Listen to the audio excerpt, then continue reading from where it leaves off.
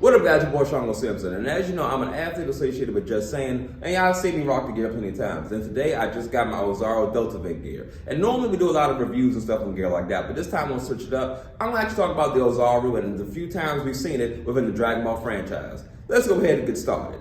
So the Oozaru has always been one of my personal favorite Saiyan transformations out of the Dragon Ball franchise. It is the literal embodiment of the Saiyan primal rage, animalistic tendencies, and so on and so forth. So the first time we actually see the Oozaru goes all the way back to Dragon Ball.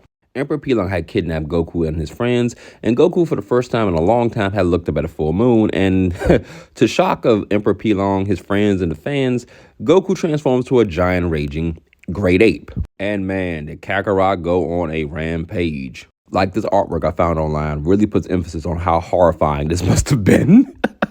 But luckily this rampage didn't last too long, as thanks to Yamcha, Bulma, Prar, and Oolong, they were able to cut Goku's tail off and transform him back to normal. But these four individuals did not bother telling Goku that, he was the one that put Grandpa Gohan on a t-shirt.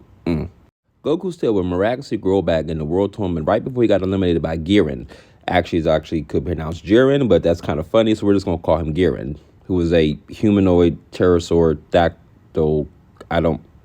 Dragon Ball was complicated. Goku would retain his tail up until the end of the World Tournament where he had to fight Jackie Chung, who was actually Master Roshi disguised. Master Roshi actually accomplished capturing Goku in a type of electric energy field, which Goku did not want to break out of.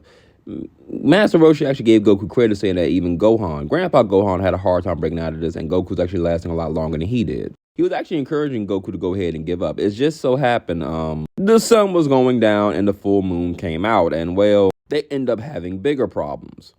Master Roshi would end up knocking Goku out with a Kamehameha while he's in his Oozaru form, and then they would take the tail off Goku once again. This would actually be the last physical appearance we see of the Oozaru in the original Dragon Ball run, but it does get one more reference. The Oozaru will make a metaphoric appearance when Goku was fighting Demon King Piccolo when he was doing his Dragon Punch. This was actually considered one of the best fights of the original Dragon Ball run, and that fight also led to King Piccolo spitting up an egg, and would eventually give birth to probably one of the most beloved characters in the Dragon Ball franchise, the GOAT himself, Piccolo. And we're going to get back to Piccolo in this video later on. Now, why the original Dragon Ball run didn't give much detail on why Goku could transform into a giant ape, and they didn't really show those Oozaru off that often.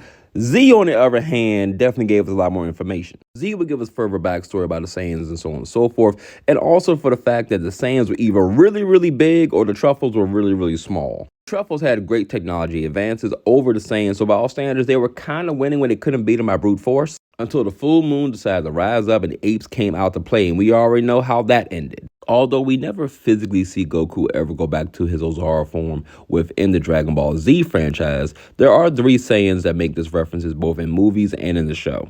And the first time we actually see the Oozaru in Dragon Ball Z is Gohan, right after Goku got put on a t-shirt by Piccolo and is getting trained by Piccolo. Gohan's rampage will actually outweigh his father's because, unlike what we saw with the Oozaru in Dragon Ball Z, apparently the Oozaru has a blasting breath attack that can level a whole playing field if necessary. But luckily for everybody on the planet, Piccolo was there, and he has a plan. After being left in complete shock and awe, Piccolo happened to remember something.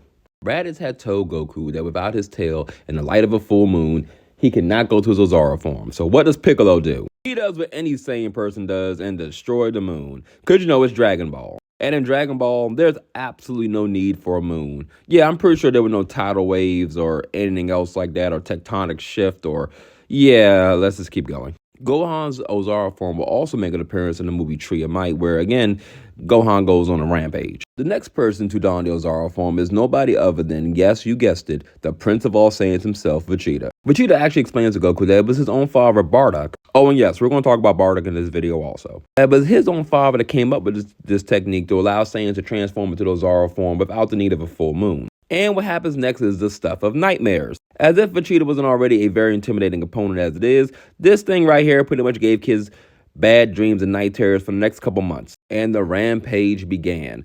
Goku completely exhausted after using Kaioken a bunch of times, and Vegeta using Oozaru as a last resort. Vegeta starts mollywopping and breaks off Goku. But unfortunately for Vegeta, Thinking that Bardock's technique was going to take out his son, instead it actually gave his grandson an advantage over Vegeta. And what can be considered one of the most nightmarish scenes for Gohan that we've ever seen, he starts transforming back into the Oozaru form. And he begins to plague Vegeta at the most high, to the point where Vegeta has to actually run from Gohan. And with one lucky shot, Vegeta was actually able to cut off Gohan's tail. The funny thing about this is most fans seem to forget this, but at the end of it all, it was actually Gohan to be the one to stop Vegeta versus Goku.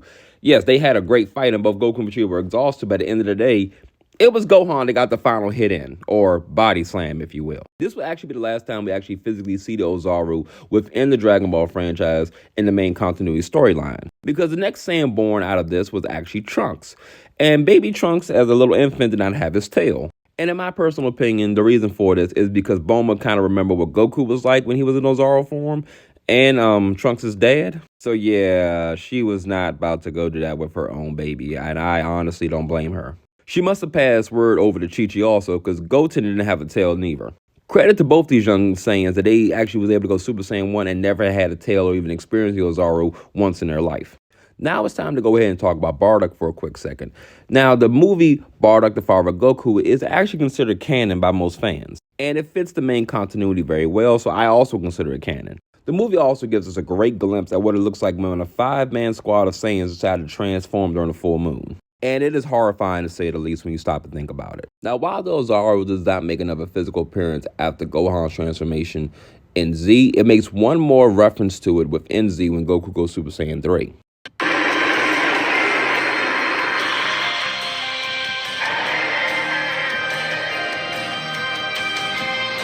That scene actually makes a lot of sense when you realize that Saiyans seem to get a bit more aggressive and a bit more primal the higher they go up the Super Saiyan ladder. And with Goku actually having, well, seemingly tapped into his, well, primal instincts, if you will. That also marks the last time we actually see the Oozaru within Z. But the Oozaru makes probably a bigger impact in Dragon Ball GT. So in GT, when Goku actually comes back to Earth and sees that his friends and family loved ones have been taken over by Baby A Truffle, you remember I mentioned him earlier, he has to pull out all stops to stop them. One of the things he does is get his tail back. Instead of this time looking at the moon, he uses the Earth as the moon and takes the blood swage from that and becomes the Gold Oozaru. Pretty much a Super Saiyan Oozaru, which kind of makes a lot of sense. It makes you think that if Goku had his tail a while back, could he have done this sooner? And yes, as always, when Goku goes to his Oozaru form, he goes on a complete and utter rampage. But hold on one second. Just Saiyan also has a Gold Oozaru variation of the Oozaru gear that my brother here is wearing. It's just like the red one is just the Golden Oozaru. Now, because Goku never had a good history of controlling his Oozaru form, he did go on a rampage. But because he is a bit more mature now, he was able to register that his granddaughter Pan needed him. And doing so, he formed the absolute best form of Super Saiyan that has ever graced the Dragon Ball franchise, the embodiment of Black Air Force energy, Super Saiyan 4 Goku. Unfortunately enough, Baby Vegeta also had achieved this form. This was actually a callback to when Goku first fought Vegeta in his Oozaru form, and it was good to see again in a new form. But this will not be the last time we get to see the Gold Oozaru form, because guess what? Thanks to a great assist by the smartest woman in Dragon Ball, or should I say the smartest person in Dragon Ball, Bulma makes a blood swave capacitor. And she go ahead and hits Vegeta with it when Goku has to go fight Omega Shenron. It's actually pretty hilarious because at this point, we think Vegeta's about to go on a rampage, but in reality, he was just trolling Goku. And after that, he simply just goes Golden Ape and then transforms into his Super Saiyan form also. Fun fact, in that clip I showed you guys when Goku goes Super Saiyan 3, we briefly see Goku look like this. This would actually inspire Super Saiyan 4. Now, in the newer series, Dragon Ball Super, we do see Bardock get a great backstory and so on and so forth, and we do see him and his fellow Saiyans actually rampaging in their Oozaru forms. And throughout the Dragon Ball Super franchise, we hear Goku actually yell or scream in his Oozaru rage when he's either doing Ultra Instinct or any other transformation from time to time. I really hope you guys enjoyed this video. Go check out Just Saying. I left my discount code all throughout this video, and I hope you guys enjoy. Have a great day.